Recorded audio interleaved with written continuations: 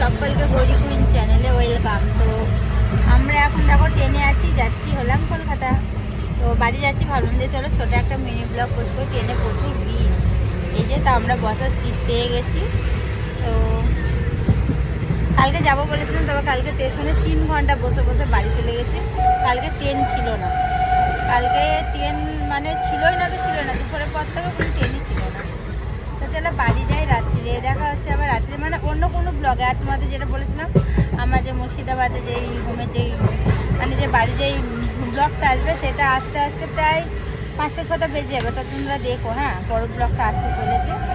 এটা ছোট্ট হয়ে একটা মিনি ব্লগে এলাম, তো তোমাদের সাথে একটু জাস্ট গল্প করতে। এই দেখো বসে আছে, আমাদের মিষ্টি আছে ওইদিকে। চলো, ভালো লাগলে একটা লাইক কমেন্ট করো। এটা কিছু বলবে? ফোন দেখাতে ব্যস্ত। চলো বাই, টাটা।